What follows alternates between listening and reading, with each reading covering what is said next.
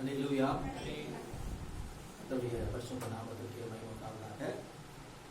இந்த நாளில் நம்ம தேவ வார்த்தைக்கு ஆதாரமாக தானியேல் தீர்க்கதரிசி புத்தகம் 10ஆம் அதிகாரம் 11-12 வசனங்களை யாரும் வாசிக்கலாம். தானியேல் 10ஆம் அதிகாரம் 11வது வசனமும் 12வது வசனம்.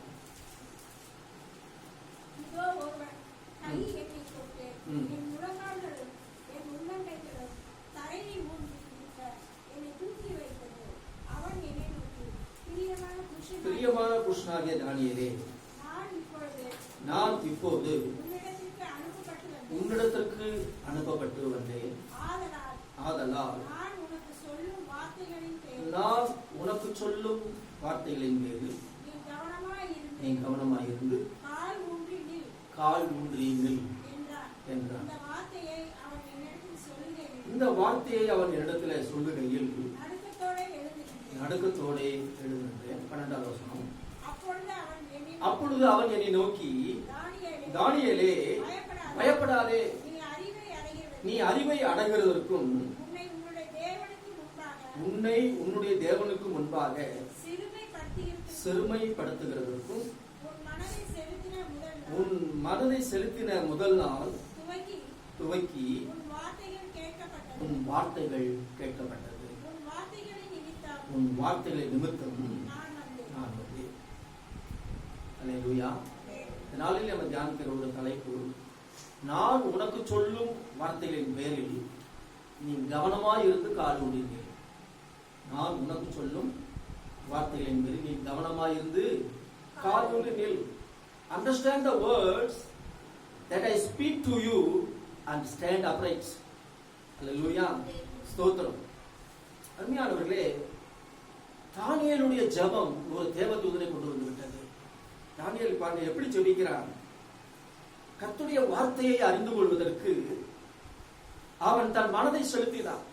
கர்த்தருடைய வார்த்தையை அறிந்து கொள்வதற்கு தன் மனதை செலுத்தினான். அது மாத்திரமல்ல, தேவனுக்கு முன்பாக தன்னை தாழ்த்துகிறதற்கு தன் மனதை செலுத்தினான். அதைத்தான் அங்கே நம்ம சோத்திரம் 12வது வசனத்தில் வாசிக்கிறோம். தானியேலே, பயப்படாதே, நீ அறிவை அடைகிறதற்கும் உன்னை தேவனுக்கு முன்பாக சிறுமைப்படுத்துகிறதற்கும் என்று எழுதப்பட்டிருக்கிறது. ஆங்கில வேதாந்தத்தில் பார்க்கும் பொழுது ஸ்தோத்திரம், you set your heart to understand and to humble yourself before your God. அதாவது தேவனுடைய வார்த்தையை அறிந்து கொள்வதற்கும் தன் மனதை செலுத்தினால், அது மாத்திரமல்ல, தேவனுக்கு முன்பாக தன்னை தாழ்த்துகிறதுக்கு சிறுமைப்படுத்துகிறதுக்கு என்கிற அந்த ஒரு வார்த்தை ஆங்கிலத்தில் டு ஹம்பிள் யுவர் செல்ஃப், உன்னை தேவனுக்கு முன்பாக தாழ்த்துகிறதற்கும் உன் மனதை செலுத்தின பொழுதே உன் ஜெபம் என்ன செய்யப்பட்டது? கேட்கப்பட்டது. அல்லேலூயா. உன் வார்த்தை நிமித்தம் நான் வந்தேன் என்று சொல்கிறார். அன்பானவர்களே, இப்ப நாமும் கூட அந்த ஜெபம் எல்லாம் கேட்கப்பட்டோம் அப்படின்னா கர்த்தருடைய வார்த்தையை அறிந்து கொள்வதற்கு நாம் மனதை செலுத்தணும். ஆமென். நமக்கு நேராக என்ன வார்த்தை கர்த்தர் பேசுகிறாரோ அந்த வார்த்தையை நீங்கள் அறிந்து கொள்ள வேண்டியது அவசியமாக இருக்கிறது. நமக்கு நேராக வார்த்தைகள் வரும் பொழுது அது வேற யாருக்கோ என்று சொல்லி அதை புறக்கணித்து விடாமல் ஆண்டவர் என்னோடு என்ன பேசுகிறார் என்பதை அதை அறிந்து கொள்ள நம்முடைய மனதை என்ன செய்யணுமா? செலுத்த வேண்டும். அது மாத்திரம் தேவனுக்கு முன்பாக நான் என்ன செய்ய வேண்டும்? அப்பதான் ஜெபமெல்லாம் கேட்க வேண்டும். ஆண்டவர் பேசுகிற வார்த்தையை அறிந்து கொள்வதற்கும் தேவனுக்கு முன்பாக தன்னை தாழ்த்துவதற்கும் மனதை செலுத்தும் பொழுது நம்முடைய ஜெபம் எல்லாம் என்ன செய்யப்படுகிறது? கேட்கப்படுகிறது. ஸ்தோத்திரம். அங்கே வாசிக்கின்றோம், நீ அவைகளின் பேரில், அதாவது கர்த்தர் பேசுகிற அந்த வார்த்தைகளின் பேரில, அல்லது அந்த வார்த்தைகளை நீ புரிந்து கொண்டு அந்த வார்த்தைகளை நீ அறிந்து கொண்டு நீ என்ன செய்? கால் ஊன்றி நில். கால் ஊன்றி நில். அதுதான் 11வது வசனத்தில் வாசிக்கிறோம். நான் உனக்கு சொல்லும் வார்த்தைகளின் பேரில் நீ கவனமாயிருந்து கால் ஊன்றி நில். கால் ஊன்றி நில் என்று சொல்லப்பட்டிருக்கிறத பார்க்கிறோம். அவர்களே சொல்கிறோம், தோல் ஊன்றி அல்ல, எப்படி நிற்கணும்? கால் ஊன்றி இருக்கணும். ஏதோ ஒன்று சார்ந்து கொண்டு அல்ல, நம்ம சொந்த காலில் ஆண்டவர் சொல்ற நம்மை பலப்படுத்தும் பொழுது நம்ம உறுதியாக நிற்க வேண்டும். கர்த்தருடைய வார்த்தைக்காக, கர்த்தருடைய வார்த்தைக்காக நாம் என்ன செய்ய வேண்டும்? உறுதியாக நிற்க வேண்டும். ஏன்னு சொன்னால் கர்த்தர் சகல பிரஸ்தாபத்தை பார்க்கிறோம். கர்த்தர் தம்முடைய வார்த்தையை தான் செய்திருக்கிறார், மகிமைப்படுத்தி இருக்கிறார். அல்லேலூயா. சங்கீதம் 138:2 அது சொல்கிறது, சகல பிரஸ்தாபத்தை பார்க்கிறோம் கர்த்தர் தம்முடைய வார்த்தையை மகிமைப்படுத்தி இருக்கிறார். இதனால் வார்த்தை நமக்கு நேராக வரும் பொழுது அதை அசட்டை பண்ணி விடாதபடி அதை கவனமா என்ன செய்யணும், அறிந்து கொள்ளணும், அதை புரிந்து கொள்ளணும். அதுதான் எழுத, நீ அறிவை அடைவதற்கு மனதை செலுத்தின அப்படின்னு எழுதப்பட்டிருக்கிறது. கர்த்தர் நம்முடைய வார்த்தைகளாலே நம்மோடு ஈடுபட்டு கொண்டுதான் இருக்கிறார். சுவாசிக்கிறார். ஆமென். கர்த்தர் தம்முடைய வார்த்தைகளை கொண்டு ஒவ்வொருவரோடு இடைப்படுகிறார், பேசுகிறார். அப்ப அந்த வார்த்தைகளை நாம் அறிந்து கொள்ள வேண்டும். எனக்கு என்ன சொல்கிறார் என்பதை நீங்கள் நான் என்ன செய்யணும், அறிந்து கொள்ளணும், அறிந்து கொள்ள வேண்டும். ஏன்னு சொன்னால் அந்த வார்த்தையை அவர் மகிழ்ப்படுத்தி இருக்கிறாரா? எனக்கு அன்பானவர்களே, ஆகவே கர்த்தர் நமக்கு பேசுகிற, கர்த்தர் நமக்கு சொல்லுகிற வார்த்தைகளை நாம் என்ன செய்ய வேண்டும், அதை கை கொண்டு கால் கொண்டு நிற்க வேண்டும். நாமே வேதம் சொல்கிறது, அன்புடன் சத்தியத்தை கை கொண்டு நாம் கால் கொண்டு நிற்க வேண்டும். எபேசியர் 4:14 14-15 வசனங்களிலே நாம் வாசிக்கின்றோம், அன்புடன் சத்தியத்தை கை கொண்டு என்று எழுதப்பட்டிருக்கிறது. ஆமென். சத்தியத்தை நமக்கு நேராக வருகிற சத்திய வார்த்தைகளை நாம் என்ன செய்ய வேண்டும், கை கொண்டு கால் கொண்டு நிற்க வேண்டும். அங்கே இந்த 14ஆம் வசனத்தை வாசிக்கிறோம், நாம் இனி குழந்தைகளாக இராமல் மனுஷனுடைய சூதும் வஞ்சிக்கிறதுக்கு ஏதுவான தந்திரமும் உள்ள போதகமாகிய பலவித காட்சினாலே அலைகளை போல அலைபட்டு அலைகிறவர்களாயிராமல். நாம் எதை கை கொள்ளும், சத்திய வார்த்தை. ஆனால் உலகத்திலே சத்தியமில்லாத வார்த்தைகள் தான் நமக்கு பாருங்க, ஆயிரமான வார்த்தைகள் காதுக்குள்ள போய் கொண்டிருக்கு. சபைக்குள்ள இருக்கிற வரைக்கும் சத்தியம் வெளிப்படும். சபையை விட்டு வெளியே போனா அந்த உலகத்துக்குள்ள போறோம். உலகத்துல போனா எல்லாமே சத்திய வார்த்தைகள் தான் வெளிப்படுதா? இல்ல. பலவிதமான காற்றுகள், பலவிதமான உபதேசங்கள், பலவிதமான போதகங்கள், பலவிதமான மனுஷனுடைய வார்த்தைகள், சத்தியமல்லாத வார்த்தைகள், இது உன்னால முடியாது, இது நடக்காது என்கிற எதிர்மறையான வார்த்தைகள் எல்லாம், பேசப்படுகிற வார்த்தைகள் தான் காது செய்கிறது போகிறது. இவைகளினாலே, இப்படிப்பட்ட வார்த்தைகளினாலே நீங்கள் அலசடிப்பட்ட அலைகிறவர்களாயிராமல் சத்திய வசனத்தை கை கொண்டு எப்படி இருக்கணும், கால் கொண்டு இருக்கணும். இல்லையா சொல்லுங்க. அல்லேலூயா. எப்படி கால் கொண்டு நிற்கணும், சத்திய வசனத்தை நம்மோடு பேசப்படுகிற இந்த கர்த்தருடைய வார்த்தையை கை கொண்டு கால் ஊன்றி. அதுதான் 4:14-15 வாசிக்கணும். நம்முடைய ஆதாரம், வாழ்க்கையின் ஆதாரம் என்ன சொன்னா சத்தியம். நாமே சத்திய வசனம். அதைத்தான் பிடித்துக் கொள்ள வேண்டும்.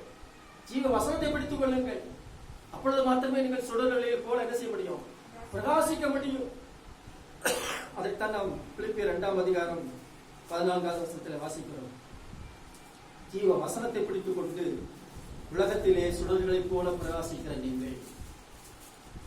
உலகத்திலே சத்தியம் இல்லாத வார்த்தைகள் தான் பேசப்படுகிறது. உலகத்தில் எதிர்மறையான வார்த்தைகள். ஆனா அதன் மத்தியிலே நீங்க வசனத்தை பிடித்துக் கொண்டு எப்படி இருக்கணுமா, சுடர்களை போல நீங்க பிரகாசிக்கணும். அல்லேலூயா. வசனத்திற்காக கால் கொண்டு நிற்க வேண்டும். ஆமென். கால் கொண்டு நிற்கிறவர்களாய் காணப்படணும். அப்படியே அலசடிப்பட்டு அலைகிறவர்களாக அல்ல. பலவிதமான காற்றுகளினாலே, பலவிதமான வார்த்தைகளினாலே நீங்கள் அலசடிப்பட்டு அலைகிறவர்களாக அல்ல. வசனத்துக்காக கால் கொண்டு என்ன செய்யணும், நிற்கணும். சங்கீதக்காரர்கள் அனுபவம் என்ன சொன்னா, 119 சங்கீதம் 131 வசனத்திலே, உங்களுடைய கற்பனைகளை, அதாவது உங்களுடைய வார்த்தைகளை நான் வாஞ்சிக்கிறபடியால் என் வாயை ஆவென்று திறந்து அவைகளுக்கு நான் இயங்குகிறேன். 119 சங்கீதம் 131. உங்களுடைய கற்பனைகளை நான் வாஞ்சிக்கிறபடியால் என் வாயை ஆவென்று திறந்து வார்த்தைக்கு இவ்வளவு ஏற்கிறார் பாருங்க சங்கீதக்காரர். அல்லேலூயா. இப்படித்தான் நம்முடைய ஒரு ஏக்கம் இருக்கும். அந்த ஒரே உங்களுடைய வார்த்தை கிடைக்க வேண்டும்பா. நம்முடைய வாழ்க்கையில ஒரு வெற்றியுள்ள ஒரு வாழ்க்கை வாழ வேண்டுமானால், அல்லேலூயா, ஒரு வெற்றியுள்ள ஒரு வாழ்க்கை வாழ வேண்டுமா, வாழ வேண்டுமா, நமக்கு என்ன தேவை, ஒரு வார்த்தை. வார்த்தையெல்லாம் ஒண்ணு செய்யணும். கர்த்தருடைய வார்த்தைக்காக நம்ம எப்படி இருக்கணுமா, வாஞ்சியோடு ஆழ்ந்து திறந்து காத்துக்கிறோம். ஆண்டவரே இந்த வார்த்தைகளை தாங்க, ஆண்டவரே எனக்கு ஒரு வார்த்தைகளை தாங்க, ஆண்டவரே எனக்கு ஒரு வார்த்தை தாங்க.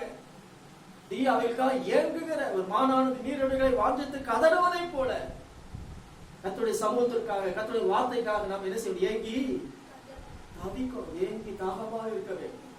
சகிக்கான்னு சொல்லுவேன். என்னன்னு சொன்னால் கர்த்தரையும் ஒரு வார்த்தையும் பிரிக்க முடியாது. கர்த்தருடைய நாமம் என்ன சொன்னால் வெளிப்படுத்தல் 19 அதிகாரம் 13 வசனம் சொல்கிறது, ரத்தத்தில் தோய்க்கப்பட்ட வஸ்திரத்தை அவர் தரித்திருந்தார், அவருடைய நாமம் தேவனுடைய வார்த்தை என்பதே. அவருடைய நாமம் என்ன? தேவனுடைய வார்த்தை. The word of God. The word of God. தேவனுடைய வார்த்தை என்பது அவருடைய நாமம். ஆகவே வார்த்தைக்காக அந்த வார்த்தையை பிடித்துக் கொண்டு, அந்த வார்த்தைகளை கை கொண்டு, சத்திய வார்த்தைகளை கை கொண்டு, வார்த்தையின் பேரிலே நாம் இருக்கணும். காலோடி நாம் இருக்க வேண்டும். ஜீவ வார்த்தையை பிடித்துக் கொண்டு காலோடு நிற்கும் போதுதான் நம்முடைய வாழ்க்கையில் அதிசயங்கள் நடக்கும். ஆமே, எந்த ஒரு மனிதர் கர்த்தருடைய வார்த்தையை பிடித்துக் கொண்டு கால் ஊன்றி நிற்கிறானோ வாழ்க்கையில அதிசயத்தின் மேல அது நடந்து கொண்டே இருக்கிறார். அல்லேலூயா. அது எந்த ஒரு சந்தேகமுமே இல்லை. சோத்திரம். ஆண்டவர் அதிசயங்களை செய்கிற தேவன் தான். நீங்கள் நானும் நம்மோடு கூட ஆண்டவர் பேசுகிற வார்த்தைகளுக்கு கால் ஊன்றி நிற்கணும். அதை அசட்டை பண்ணி விட விடாது. அந்த வார்த்தை தானே ஆண்டவர் கொடுத்தாரு, அப்படி இல்லை. வார்த்தையில தான் நமக்கு அதிசயம் இருக்கிறது. பாருங்கள், உதாரணத்தை பார்க்கும் பொழுது பவுல் சவுலாக இருந்த பொழுது தமஸ்குக்கு நேராக போகிறாங்க. அவங்க நண்பர்கள் போறாங்க. எப்படியாயினும் அங்கே உள்ள விசுவாசிகளை கட்டி காவலிலே போடும்படியாக பிரதான ஆசாரியர்கள் நிருபங்களை கேட்டு வாங்கி கொண்டு போகிறார். வழியில ஒரு பெரிய வெளிச்சத்திலே ஆண்டவர் சவுலை சந்தித்தார். ஆமே, எல்லாம் கீழே விழுந்தாங்க. அதுக்கு மேல போக முடியல. ஒரு எட்டு கூட அது வைக்க முடியல. எல்லாம் கீழே விழுந்தார்கள். கீழே விழுந்தார்கள். பாருங்கள், ஸ்தோத்திரம். அப்போஸ்தலர் நடபடி புஸ்தகம் 26 அதிகாரம் 16 வசனத்திலே பார்க்கும் பொழுது, அப்போஸ்தலர் 26:16, இப்பொழுது நீ எழுந்து நீ கால் ஊன்றி நில், நீ கண்டவைகளையும் நான் உனக்கு தரிசனமாகி காண்பிக்க போகிறவைகளையும் குறித்து உன்னை ஊழியக்காரனாகவும் சாட்சியாகவும் ஏற்படுத்துவதற்காக உனக்கு தரிசனமாகி. அந்த சாட்சிய பவுல் அகிரிப்பா ராஜாவுடன் சொல்லிக் கொண்டிருக்கிறான். எங்க போனாலும் இந்த சாட்சியை அவன் சொல்லுகிறத நம்ம பார்க்கிறோம். அப்ப கீழே விழுந்த அந்த சவுல ஆண்டவர் என்ன சொல்கிறாரு, எழுந்து கால் ஊன்றி. ஆமே, நான் உன்னை கொண்டு பெரிய காரியம் வச்சிருக்கிறேன், நான் உன்னை கொண்டு பெரிய காரியம் சாதிக்க போகிறேன். ஆகவே நீ முதலாவது நீ அப்படி விழுந்து கிடக்காத, கால் ஊன்றி நில்லு. முதலாவது கால் ஊன்றி நில். சோத்திரம். உன்னை நான் ஊழியக்காரனாக சாட்சியாக நான் என்ன செய்திருக்கிறேன், ஏற்படுத்தி இருக்கிறேன். அல்லேலூயா. புரோணமாய் ஓடிக்கொண்டிருந்த சவுல் எப்படி ஆண்டவர் ஒரு அதிசயம் செய்கிறாரு. நீதாப்பா இந்த ஊழியக்காரன்னு சொல்றாரு, நீதான் எனக்கு சாட்சின்னு சொல்றாரு. அல்லேலூயா. மிகப்பெரிய ஒரு காரியத்தை ஆண்டவர் அங்க சொல்லுகிறதை பார்க்கிறோம். எப்பொழுது எப்படி விழுந்து கிடக்காதப்பா, ஆண்டவர் முதலாம் நில்லு. ஆமே, நம் கர்த்தருக்காக, கர்த்தருடைய வார்த்தைக்காக எப்பொழுது கால் ஊன்றி நிற்கிறோமோ ஆண்டவர் மிகப்பெரிய ஒரு அதிசயத்தை நம் வாழ்வில் செய்கிறவராக விசுவாசிக்கிறீங்களா? ஹல்லேலூயா. ஊழியக்காரனாக ஏற்படுத்தினார். அவன் எழுதின நிருபங்கள் தான் இன்னைக்கு புதிய ஏற்பாட்டை ஆக்கிரமித்துக் கொண்டிருக்கிறது. ஆமே, இந்த இஸ்ரவேல் பயணங்கள் எத்தனை சபைகளை அவன் ஸ்தாபித்திருக்கிறார். அவனை கொண்டு பெரிய காரியங்களை சாதித்தார். இன்னைக்கு யாரெல்லாம் கர்த்தருடைய வார்த்தைகளுக்காக கால் ஊன்றி நிற்கிறார்களோ தேவன் அவருடைய வாழ்க்கையிலும் அதிசயங்களை செய்து மிகப்பெரிய காரியங்களை தேவன் செய்ய போகிறார். ஆமே, ஹல்லேலூயா. மிகப்பெரிய காரியங்களை செய்தார். உன்னோடு இந்த பேசப்பட்ட வார்த்தைகளுக்கு கால் ஊன்றி நிற்கிறார்கள் தான் சொன்னார். சவுளையே துன்பப்படுத்துகிற இயேசு நான் தான். ஹல்லேலூயா. நண்பர்களே, இன்னைக்கு உங்களோடு ஆண்டவர் என்ன பேசுகிறாரோ இந்த வார்த்தைகளுக்கு நாம் ஒருபோதும் நாம் அதை அலட்சியம் பண்ணி விடாதபடி இந்த வார்த்தைகளுக்காக கால் ஊன்றி இருக்கணும். நாமே பேசப்படும் நம்ம ஊருக்குள்ளே பேசப்படுகிற வார்த்தை.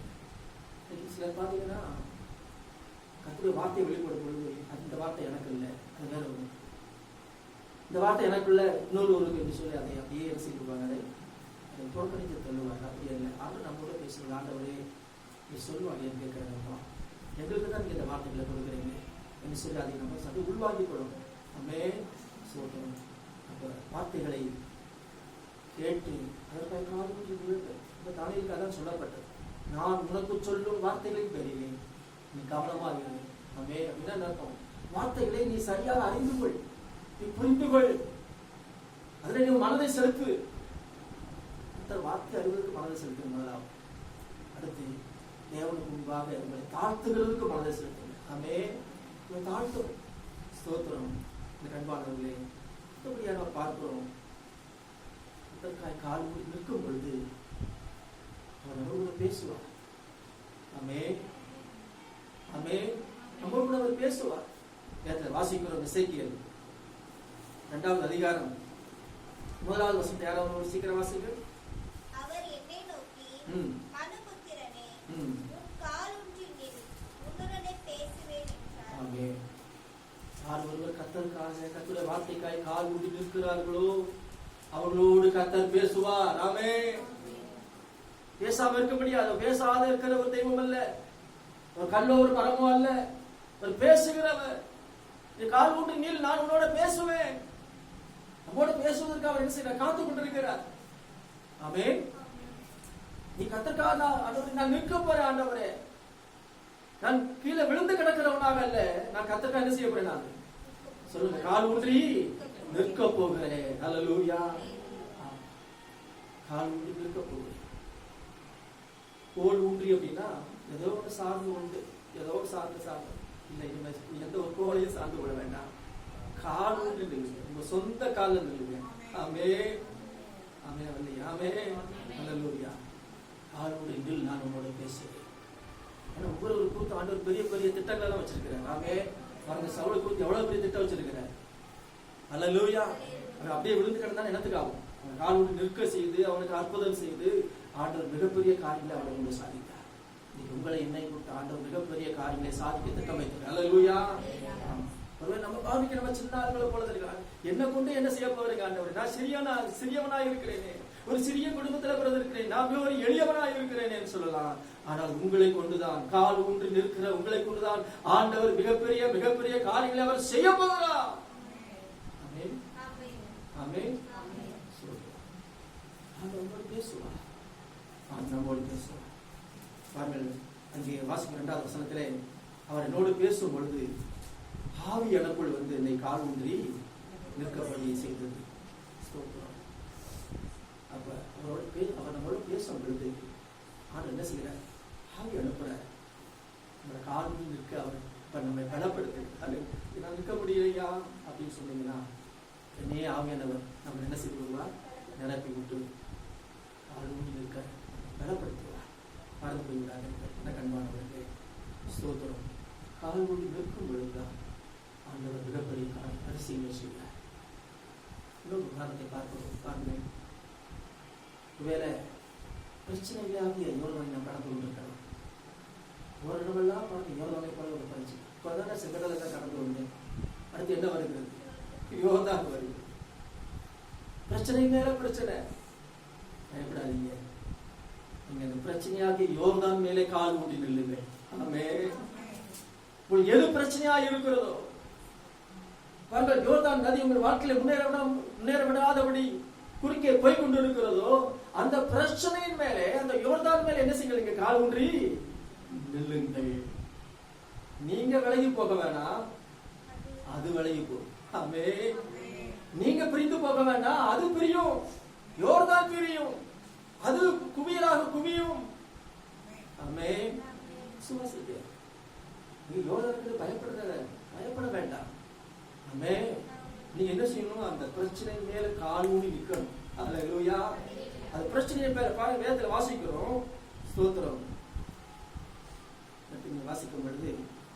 யோசுவாவின் புத்தகம் 3ஆம் அதிகாரம் 16வது வசனம். மேலே இருந்து ஓடி வருகிற தண்ணீர் நின்று சாத்தானுக்கு அடுத்த ஆதாம் ஊர் வரைக்கும் ஒரு குவியலாக குடித்தது. உப்புக்கடல் என்னும் சமனான வெளியே கடலுக்கு ஓடி வருகிற தண்ணீர் பிரிந்து ஓடிச்சு. அப்பொழுது ஜனங்கள் எரிகோவுக்கு எதிரே கடந்து போனார்கள். எவ்வளவு ஒரு அதிசயம் இருக்கிற பாருங்க. தண்ணீர்லாம் ஒரு குவியலா குவிஞ்சிச்சு. தண்ணி எங்கேயாவது குவியுமா? ஆனால் அது ஆண்டோட அதிசயம். ஆமே. தண்ணீர் ஒரே குவியலாக குவிந்தது. அது மாத்திரமல்ல, கடலுக்கு ஓடி வருகிற தண்ணீர் என்ன செய்ததான்? பிரிந்து ஓடிற்று. ஆமே. தண்ணீர் குவிந்தது, தண்ணீர் பிரிந்து ஓடிட்டு. இதெல்லாம் எப்படி நடந்துச்சு அப்படின்னா, மேல வாசிக்கிறோம், சோத்திரம், அங்கே பெட்டியை சுமக்கிற, அதாவது கர்த்தருடைய பெட்டியை சுமக்கிற ஆசாரியருடைய கால்கள் தண்ணீரின் ஓரத்தில் பட்டவுடனே, அல்லேலூயா, ஆசாரியருடைய கால்கள், கர்த்தருடைய பெட்டியை சுமக்கிற ஆசாரிய கால்கள் அங்கே தண்ணீரின் ஓரத்தில் பட்ட உடனே அங்க அதிசயம் நடந்தது. எதெல்லாம் ஐயோ என்னால காட்ட முடியலையேன்னு சொல்லி நீங்க தவித்து கொண்டிருக்கிறீர்களோ அது என்ன செய்யணும்? அது பிரிஞ்சு ஓடிடும். நீங்க பிரிஞ்சு ஓட தேவையில்லை. நீங்க விலகி ஓட வேண்டிய அவசியம் இல்லை, அது விலகி ஓடும். 17ஆம் வசனம் சொல்கிறது, சகல ஜனங்களும் யோர்தானை கடந்து தீர்மளவும் கர்த்தருடைய உடன்படிக்கை பட்டியை சுமக்கிற ஆசாரியர்கள் யோர்தானின் நடுவிலே தண்ணீர் இல்லாத தரையிலே எப்படி நின்றார்களாம்? கால் ஊன்றி நிற்கும் பொழுது இஸ்ரவேலர் எல்லாரும் தண்ணீரற்ற உலர்ந்த தரை வழியாக கடந்து போனார். ஆமே. இதுவரைக்கும் கால் ஊன்றி அந்த யோர்தானில் நின்று கொண்டிருக்கிறார்களோ அப்பெல்லாம் என்ன செய்றாங்க? ஜனங்கள் என்ன செய்றாங்க? உலர்ந்த தரையிலே நடந்து. அல்லேலூயா. அவங்க தண்ணி நடக்கல, தண்ணீர் உலர்ந்து போட்டது. ஆமே. என் தண்ணி பிரிஞ்சு ஓடிடுச்சு, தண்ணீர் குவியலாக குவிந்து விட்டது. அப்ப நீங்க கர்த்தருடைய அந்த வார்த்தைக்காக, கர்த்தருடைய பெட்டினா கர்த்தருடைய வார்த்தை அடங்கிய இந்த கர்த்தருடைய பெட்டி. ஆமே. சோத்திரம். இந்த மன்னா என்பது கர்த்தருடைய வார்த்தைக்கு அடையாளமாக இருக்கிறது. அது நீங்க வார்த்தைக்காக யார் ஒருவர் காலுண்டு நிற்கிறீர்களோ பிரச்சனை நினைச்சு புரிந்து போகும். ஆமே. அது விலகி ஓடும். எனக்கு அன்பானவர்களே, அது பிரச்சனைக்கு நீங்க பயப்பட வேண்டாம். அல்லேலூயா, அல்லேலூயா. அது விலகி ஓடிடும். அந்த வார்த்தையை மாற்ற பிடித்து கொண்டு என்ன செய்யுங்க? காலை ஒன்றி நில்லுங்கள், உறுதியாய் நில்லுங்கள். அல்லேலூயா. சோத்திரம். பாருங்க, இன்னொரு உதாரணத்தை நம்ம பார்க்கிறோம். இஸ்ரவேலிலே தாய் வயிற்றில் பிறந்தது முதல் ஒருவர் சப்பானியாக இருக்கிறார். இஸ்ரவேலிலே தாய் வயிற்றில் பிறந்தது முதல் யாரு? பிறகு சப்பானி. ஒருபோதும் அவன் நடந்ததில்லை, கால்கள் விளங்காத